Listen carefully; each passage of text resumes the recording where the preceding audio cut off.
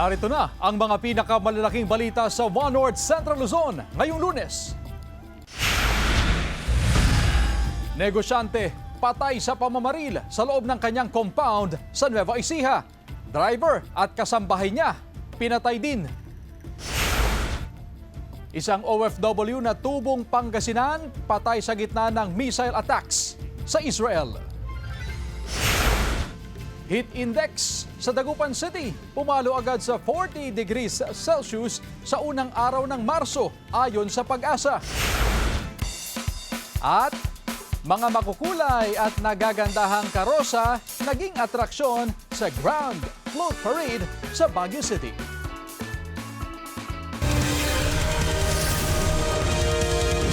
Ito ang GMA Regional TV, One North Central Luzon. Magandang hapon, ako si Chris Zuniga.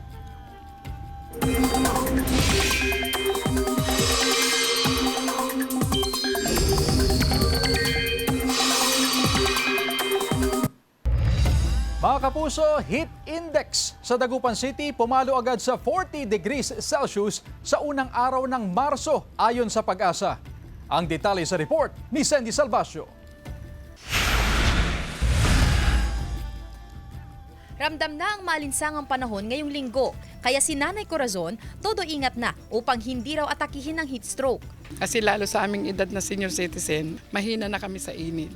Kaya bago kami umalis ng bahay or pupunta kami ng palengke, nakahanda na yung tubig namin. Ayon sa Pag-asa, nagsimula ng maramdaman ang mainit na panahon noong ikatlong linggo ng Pebrero. Pero nilinaw ng ahensya na wala pang formal o opisyal na proklamasyon ng tag-init. Nagsimula na ring humina ang epekto ng northeast monsoon o amihan ngayong buwan. Kasi yan na yung first day of spring na sinasabi natin kung doon dito sa Northern Hemisphere. At ito na rin po yung tinatawag natin na parehas yung araw, parehas na rin yung gabi. Ayon sa Pag-asa, unang araw pa lang ng Marso ay pumalo na ang heat index sa 40, kung saan nasa ilalim na ito ng extreme caution level. Kahapon, umabot sa 32.6 degrees Celsius ang temperatura sa lungsod ng Dagupan. Kung kaya't pinapayuhan ang mga residente na laging magdala ng mga panangga sa mainit na panahon at magbaon ng tubig.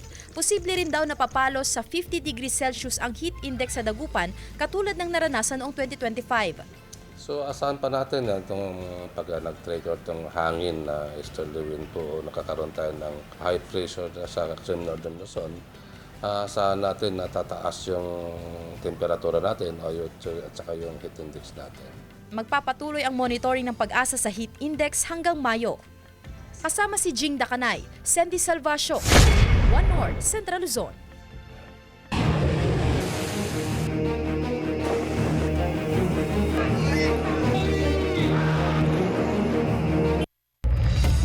Nasawi ang isang OFW na tubong Pangasinan sa gitna ng missile attacks sa Israel. Yan ang balitang tinutukan live ni Sandy Salvacio. Sandy? Chris, patuloy ang pakikiramay ng national at local government units sa pamilya ni Mary Ann De Vera, isang Pinay caregiver na nasawi matapos ang pag-atake sa bansang Israel. Isang Pinay na Israel ang kumpirmadong patay sa gitna ng gulo ngayon sa Middle East, ayon mismo kay Pangulong Bongbong Marcos. Sabi ng Pangulo, ang bangkay ng Pilipina ay natukoy ng kanyang mister na isa ring OFW sa Israel. Nagpaabot ng pakikiramay ang Philippine Embassy sa Israel at magbibigay ng tulong sa pamilya ng Pinay. Patuloy rin daw na minomonitor ng gobyerno ang kalagayan ng iba pang mga Pilipino sa Middle East. Tubong Basista, Pangasinan ang biktimang si Mary Ann De Vera. Nakausap na rin daw ng alkalde ng bayan ang pamilya ni De Vera. Ang request ng family ay kung pwede mapabilis and kung pwede daw asikaso agad. So, ang hiling lang nila ay sana mapabilis yung proseso ng pag-uwi nila. Kasama yung asawa. Bumisita na rin ang OWA at DMW sa pamilya upang magbigay ng impormasyon at makapagbigay ng tulong at para ma-guide ang pamilya sa proseso upang maiuwi ang mga labi ng biktima. Ang gusto ng family ay kung maaari may bigay natin ng privacy nila. Request po nila kung pwede wala pong media sa bahay nila. Tiniyak din ng lokal na pamahalaan na magbibigay ng tulong sa naiwang pamilya ng biktima. Nagpaabot na rin ang Pangasinan Provincial Government ng pakikiramay sa pamilya De Vera. Sa datos ng DFA o Department of Foreign Affairs, may mahigit 2,400,000 Pilipino sa iba't ibang bansa sa Middle East. Mahigpit ang koordinasyon ng DFA sa mga embahada sa rehiyon upang matulungan ang mga OFW. Tiniyak ng DMW na nakahanda ang contingency plans ng pamahalaan para sa mga kababayan sa Middle East. Chris, patuloy na nakikipag-ugnayan ang mga ahensya sa pamilya De Vera hinggil sa mga proseso upang agarang maiuwi ang mga labi ni Mary Ann. Samantala, Chris, nandito ako ngayon sa Barangay Hall ng poblasyon sa Basista, Pangasinan dahil kanina nga ay nagtungo tayo sa bahay ng pamilya De Vera kung saan naabutan natin yung mga otoridad nandyan, ang PNP at mga kawani ng barangay CVOs na mahigpit na nagbabantay sa labas ng kanilang bahay upang may patupad ang privacy na hinihingi ng kanyang pamilya. Chris? Maraming salamat, Sandy Salvacio. Patuloy na kaguluhan sa Middle East, pinangangambahang mas magpapataas pa sa presyo ng mga produktong petrolyo. Tutukan sa report ni Jasmine Gabriel Galvan. Isinara na ng Iran ang Strait of Hormuz. Kasunod ito ng patuloy na kaguluhan sa Middle East. Mahalagang Strait of Hormuz dahil ito dumadaan ang halos 25% ng produktong petrolyo at liquefied natural gas o LNG mula sa Middle East patungong Asia, Europa at Hilagang Amerika. Kaugnay nito, nakatutok ang iba't ibang transport group sa posibleng epekto nito sa presyo ng produktong petrolyo. Pinangangambahan ng mas lalong pagtaas sa presyo ng langis. Malaking problema yan kasi unang-una, siyempre, Middle East yan, mga oil producer yan, kaya expect namin baka next week talagang tataas ang crudo. Hindi lang piso-piso, baka bultuan po ang itataas nito. Naniniwala ang One Pangasinan Transport Federation na lalampas pa sa 60 pesos ang kada litro ng diesel. Alam natin kasi hindi rin natin alam yung galaw, ano? Pero baka mas nalagpas pa doon. Sa ngayon, nasa 54 hanggang 55 pesos ang kada litro ng diesel. Sakaling umabot o lumampas ito sa 60 pesos, malaking dagok na raw ito sa mga tsuper. Kaya ang ilan, posibleng tumigil muna sa pamamasada. Baka tataas na naman, wala na kaming kikitain may uuwi. Sa ngayon, halos mga 500 na lang ang kinikita sa isang araw Baka hindi muna ako biyabiyahe siguro. Ngayong araw, pinulong ng Department of Energy ang mga oil company sa bansa. Habang hindi pa natapos ang pagpupulong, ay hindi na muna nagbigay ng opisyal na pahayag ang DOE. Pero sinabi ng kagawaran na simula pa nung nakaraang linggo ay lampas pa sa minimum inventory requirement ng mga oil company ang available supply ng petroleum products sa bansa. Kasama si Henry Duminsil, Jasmine Gabriel Galban, One North Central Luzon. Patay sa pamamaril ang 82 anyos na negosyante sa loob ng kanyang compound sa Santo Domingo, Nueva Ecija. Nakaalerto CJ Turida. Tatlong bangkay ang natagpuan sa loob ng isang compound sa Purok 4, Barangay Balog, Santo Domingo, Nueva Ecija, umaga noong Sabado. Kabilang dito ang 82 anyos na lalaki na isang negosyanteng tubong Pampanga. Nakitaan ng tama ng bala ng baril sa ulo, sinakal ng alambre at nakagapos pa ang mga kamay ng biktima. Nakitaan din ng tama ng baril sa ulo at katawan ng isa pang lalaking biktima na tubong Gimba, Nueva Ecija. May mga tama rin ng bala sa katawan ng babaeng biktima na residente sa pinangyarihan ng krimen. Ayon sa ilang residenteng nakatira malapit sa lugar na tumangginang humarap sa kamera, nakarinig daw sila ng ilang putok ng baril mula sa compound kung saan natagpuan ang mga biktima. Samantala, nagka-recover ang soko ng mga basyo at bala ng kalibre 45 at 9mm na baril. Prinoseso na rin ang crime scene. Tumanggi munang magbigay ng pahayag ang mga otoridad habang nagpapatuloy ang kanilang investigasyon upang matukoy kung sino ang mga nasa likod ng krimen at kung ano ang motibo sa pamamaslang. Nagsasagawa na rin ng follow-up operation para sa agarang pagkakadakip ng mga hindi pa nakikilalang suspect. Sinisikap ng GMA Regional TV na makuha na ng pahayag ang mga kaanak ng mga biktima. CJ Torida, One North Central Luzon.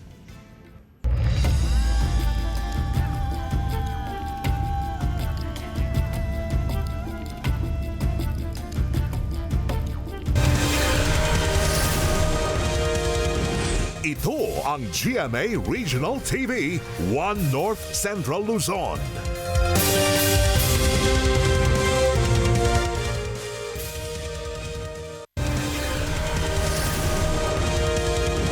Ito ang GMA Regional TV 1 North Central Luzon. Sa bisa ng warrant of arrest, timbog ang 22 anyos na construction worker dahil sa kasong child abuse. Hinuli siya sa Barangay Poblacion Oeste umaga noong Sabado. Ayon sa pulisya, magkalapit lang ang bahay ng akusado at ng 16 anyos na dalagitang biktima. Nahuli raw ng magulang ng dalagita na may relasyon ang dalawa. Kailangang magbayad ng piyansang 180,000 pesos ang akusado para sa kanyang pansamantalang kalayaan. Tumanggi siyang magbigay ng pahayag. Sinisikap ng GMA Regional TV na makunan ng pahayag ang kaanak ng biktima. Tayan po natin ang ating mga anak, lalo na sa pakikipagkaibigan kung kani-kanino, at magabayan po natin sila para hindi po sila mahulog sa mga kagaya ng mga ganitong sitwasyon. Samantala, supply ng sariwang galunggong nagsimula ng dumami sa ilang pamilihan sa Pangasinan. Ang detalye sa report.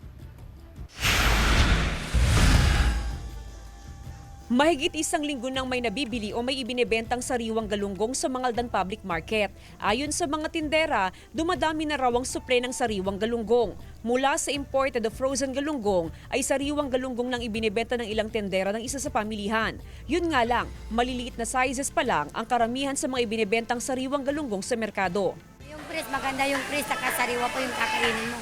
Medyo mababa ng kunti nung nakarang buwan, medyo mahal pa, mataas pa. Kasunod ng unti-unting pagdami ng supply ng galunggong ay bahagya na rin ang pagbaba ng presyo nito. Nasa 140 hanggang 150 pesos na ang kada kilo ng galunggong sa ngayon, na dati ay umabot pa sa halos 300 pesos per kilo. Pag marami na talagang lumas na ganyan, mura na rin yung bilihin ng galunggong. Ayon sa Sinag, patapos na ang closed fishing season, kaya unti-unti nang dumadami ang supply ng galunggong. Mostly kinukuha doon sa area ng fishing ng West Philippine Sea, meron din doon eh. So wala namang problema yung mga fish doon sa area. Mas darami pa raw ang supply ng galunggong sa Abril at magtutuloy-tuloy ito hanggang sa buwan ng Hunyo. Kasama si Henry Duminsil, Jasmine Gabriel Galban, 1 North Central Luzon. Tatlong proyekto sa Baguio City at Benguet ininspeksyon ni DPWH Secretary Vince Dizon. Tutukan sa report.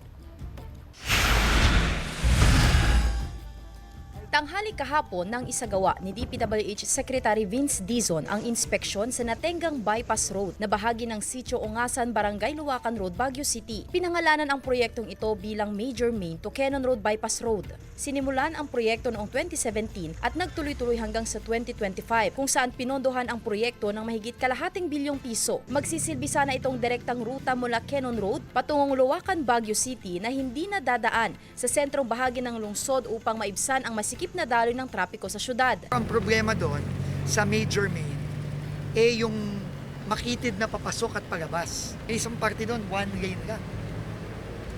Paano ka naman papasok doon kung one lane ka lang tapos yung kali mo two lane?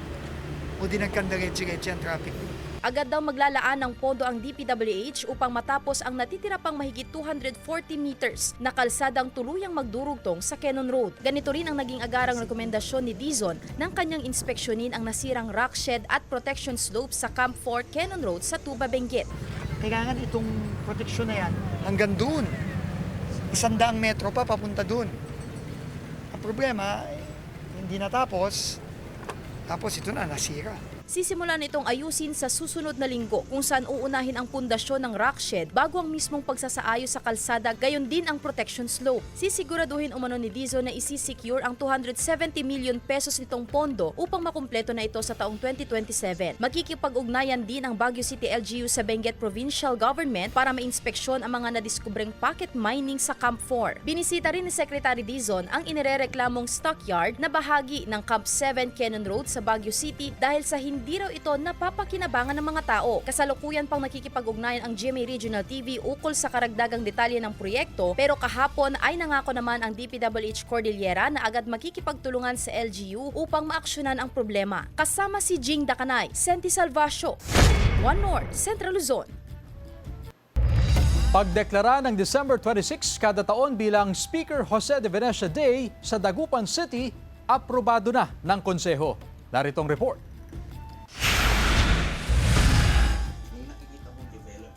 Aprobado na ng Sangguniang Panlungsod ang isang ordinansa upang formal at opisyal na ideklara ang December 26 ng kada taon bilang Speaker Jose de Venecia Day sa Dagupan City. Layon nitong kilalanin ang buhay, pamana at kontribusyon ni Speaker JDV. Ipinanganak si Speaker Jose de Venecia Jr. noong December 26, 1936 sa Barangay Pogo Grande, pero kalaunay nanirahan sa Barangay Bunuan, Binloc. Karangalan daw ng buong lungsod ang kanyang naging serbisyo bilang 7-term congressman at 5-time Speaker ng House of Representatives. Ipagbubunyi ng Dagupan dahil may isang Speaker de Venecia na naging bahagi po ng kasaysayan, hindi lang ng lungsod ng Dagupan kundi ng ating bansa. Bukod sa Speaker Jose de Venecia Day, isa pang ordinansa ang inaprubahan ng konseho hinggil sa pagsasagawa ng taunang Speaker Jose de Venecia Leadership and Public Service Commemoration. Gagawa po ng mga activities and programs na aalalahanin at maaalala ng mga kabataan ng mga taga dito sa Dagupan at sa mga darating pang mga henerasyon kung sino si Jose de Venecia dahil napakalaki po ng kanyang contribution sa ating pong pag-unlad. Hindi nakasaad sa ordinansa kung magiging local holiday ang December 26 sa Dagupan City. Pero pwede naman daw humingi ng presidential proclamation kay Pangulong Ferdinand Marcos Jr. para rito. Kahit patay na po siya, parang siya pa rin ang nasa isip po namin. Yung trabaho po niya, malinis. Maganda lahat ang mga ginawa niya dito sa Pangasinan. Pumanaw si Speaker Joe noong February 10, 2026 sa edad na 89. Ang pagpanaw raw ni JDV ay malaking kawalan hindi lamang ng mga taga-Dagupan kundi ng buong sambayan ng Pilipino. Kasama si Ron Taniedo, CJ Torida, One North, Central Luzon.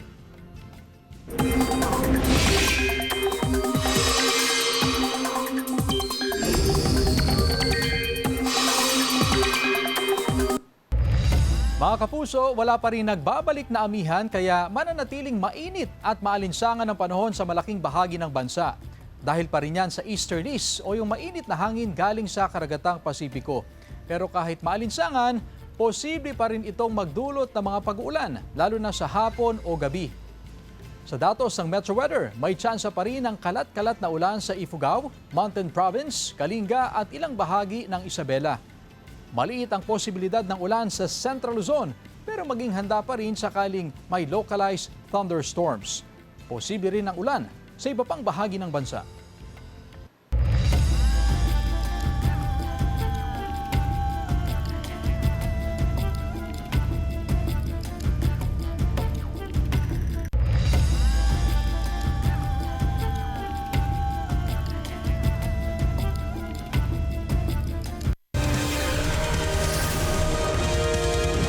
Ito ang GMA Regional TV, One North Central Luzon.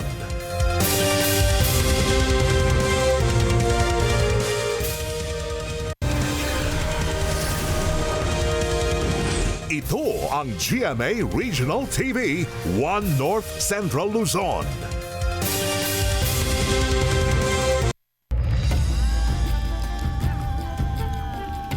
Nasawi ang rider at angkas ng motorsiklo matapos maaksidente sa kalsadang bahagi ng San Luis, Aurora. Tubong Bulacan ang 28 anyos na rider habang taga Rizal naman ang 22 anyos na angkas. Sa investigasyon ng pulisya, nawala ng kontrol sa manibela ang rider kaya sumalpok sila sa puno. Hindi na sila umabot ng buhay ng dalhin sa ospital. Paalala ng mga otoridad, mag-ingat sa pagmamaneho lalo na kung hindi kabisado ang lugar upang makaiwas sa kahalintulad na aksidente. Sinisikap ng GMA Regional TV na makunan ng pahayag ang mga kaanak ng mga biktima.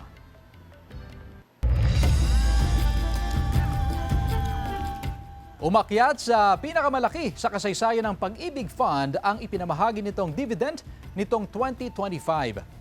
Ayon sa Pag-ibig, 64.34 billion pesos ang dividend payout nitong nakaraang taon. Ang dividendo sa regular savings rate nasa 6.62%. Sa MP2, tumaas sa 7.12%.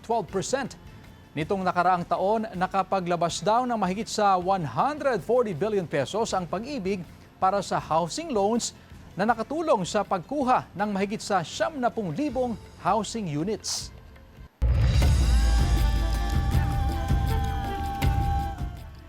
Halos 2,000 estudyante sabay-sabay na nagtanghal sa field demonstration sa Bangaldan, Pangasinan.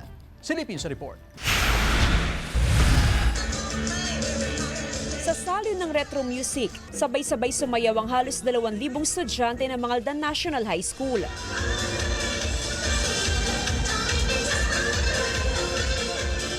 Enjoy sa pagindak ang mga estudyante. Ipinamalas nilang mga iconic dance moves mula 1960s hanggang 1980s. Naging atraksyon din sa field demonstration ang estudyante na ito na sa kabila ng kanyang kapansanan ay hindi nagpaawat sa pagindak. Balikan natin ang nakaraan. So bali retro ang naging tema ng ating field demonstration. Parang maibalik kung ano yung mga magagandang mga dance move. Masaya po na nakakapag-perform po kami sa madaming tao. Parang lalakyan po yung confidence po namin kapag na-perform po. Yes po. Ang field demonstration ay hudyat ng formal na pagsisimula ng week-long celebration ng Pindang Festival sa Bangaldan, Pangasinan. Pinakamarami na attendees po ngayong taon. Naanyayahan po natin lahat na makisaya dito sa ating 2026 Pindang Festival. Actually, yearly kami nanonood dito. Tapos ngayon lang masaya, maraming mga contestants. Samantala, sa Biyernes, nakaschedule ang Kalutan Tantugtugan na Dalan na gaganapin sa kahabaan ng Rizal Avenue na highlights ng Pindang Festival. Kasama si Henry Duminsil, Jasmine Gabriel Galban, One North Central Luzon. Sinimula na ang paghahanda sa posibleng dagsa ng mga biyahero sa Semana Santa. Itinuro ang cardiopulmonary resuscitation o CPR sa first responders gaya ng Philippine Coast Guard. Ituturo rin daw ito sa mga driver at konduktor ayon sa Special Action and Intelligence Committee for Transportation o SAICT. Base sa pananaliksik ng Department of Transportation, 4 sa bawat 5 atake sa puso nangyayari sa labas ng bahay. May mga ganitong insidente na rin daw sa pampublikong sasakyan gaya sa EDSA busway. Ang problema, 1 sa bawat 5 tao lang ang marunong mag-CPR. Bahagi ang programa ng Oplan Biyaheng Ayos 2026 ng DOTR. Kinwestiyon ang pag-aresto sa lalaking umano'y nahulihan ng baril dahil hindi raw nasunod ang protocol ayon sa isang opisyal. Naritong report. Kinwestiyon ni Lawag City Councilor Jason Pereira ang pag-aresto ng pulisya sa isang lalaki sa Periyahan noong Pebrero 22, 2026. Base sa isang video, hindi umano nasunod ang protocol sa pag-aresto sa lalaki. Pilit daw na pinahahawak ng pulis ang baril sa lalaki pero maririnig naman sa video na todo tangki ang lalaki at iginiit na hindi sa kanya ang baril. Awan sir, awan. Awan ka lang, sir, awan. Maririnig din sa video na pinatitigil ng pulis ang pag-video sa nangyari. Yung pulis, hawak niya yung baril on his right hand. Tapos parang sa left hand naman, may posas na hinahawakan. Pilit na inilalapit yung baril doon sa suspect. Nakadikit pa doon sa katawan niya. So that is very alarming. Nito lamang Martes sa pamamagitan ng privilege speech, kinundina ni Consial Pereira ang naturang police operation at inilabas ang video sa kanilang sesyon sa Sangguniang Panlungsod. Iginit naman ng pulisya na lehitimo ang kanilang operasyon at walang nangyaring planting of evidence. Kung ibabase natin lang doon sa video na pinapakita nila, magiging bias. Sa amin kasi meron din kami witness, meron din tayong kompleto at mas detalyadong recorded na video footage. Sa spot report ng pulisya, isang caliber 38 revolver na may 4 na bala ang nakuha sa 60 anyos na suspect. Napag-alaman na nakalabas na sa custodial facility ang suspect matapos magpiyansa. Sinisikap ng GMA Regional TV na kuhanan siya ng pahayag. Samantala, nagpalabas na rin ng statement ang Pro1 hinggil sa kumakalat na video. Iginit na walang nangyaring tanim baril, pinutol at inedit din daw ang video. CJ Torida, One North Central Luzon.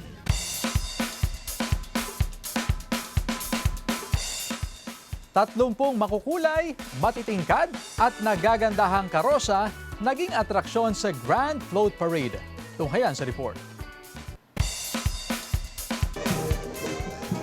Sa malamig na panahon sa summer capital of the Philippines, sinabayan ng mainit na pag-aabang ng libo-libong turista sa Panagbenga Festival 2026. Dagsa ang tao sa Session Road at Harrison Road. Good vibes ang hatid ng mga Cordilleran hunks na bumungad sa pagsisimula ng Grand Float Parade. 30 floats ang nagpabonggahan sa tingkad at kulay mula sa maliliit hanggang sa naglalakihang mga float. Sa bawat karosang napalumutian ng libo-libong piraso ng iba't ibang uri ng bulaklak, makikita ang husay, galing at pagkamalikhain ng mga taga-Cordillera. May float na tampok ang pamosong Lion's Head sa Cannon Road. Merong float na inspired naman ng Year of the Horse. Ang float gaya ng Radus, Chrysanthemum, Malaysian Mums, Everlasting, Rose at Sunflower ang karamihang ginamit na bulaklak sa paggawa ng mga karosa. Ang tinitingnan talaga dyan is the creativity, the craftsmanship, and the details doon sa kanilang mga floats. They have so much details in every float. Ma-appreciate mo talaga yung growth ng mga flowers na syempre tinubo nila and everything, tapos yung dinesign pa nila. Matapos ang parada, idinisplay sa Melvin Jones Football Ground ang mga karosa para malapitang makita ng mga turista. Samantala, namukadkad din ang lungsod ng Baguio sa Engranding Street Dance Parade noong Sabado. Mula Panagbenga Park, dumaan ang makulay na parada sa Session Road, Harrison Road, Abad Santos Drive hanggang sa Melvin Jones Football Ground sa Burnham Park. 22 contingents ang nakibahagi sa parada at nagpakitang gilas sa kanilang performances. Panauhing pandangal sa aktibidad si DPWH Secretary Vince Dizon. Despite lahat ng mga hindi magandang nangyayari sa atin sa iba't ibang panahon, laging merong panagbenga. Laging merong panagbenga, ibig sabihin nun, tayong lahat ay laging babangon. Sa competition proper sa Melvin Jones Football Ground, todo hataw na ang mga kalahok. Tirikman ng araw, hindi nagpatinag ang mga bata sa elementary level drum and lyre competition. Ipinakita rin sa Festival Dance Showcase na hindi palimot ang kinaugaliang kultura mula sa iba't ibang panig ng Luzon. Sa Panagbenga Eras naman ng Baguio Flower Festival Foundation Incorporated, inilahad ang katatagan at kasaysayan ng syudad. Sandy Salvacio, One North, Central Luzon. Samantalang mapapanood niyo po ang episode na ito at iba pang pinakahuling lokal na balita sa official website ng GMA Regional TV, www.gmaregionaltv.com.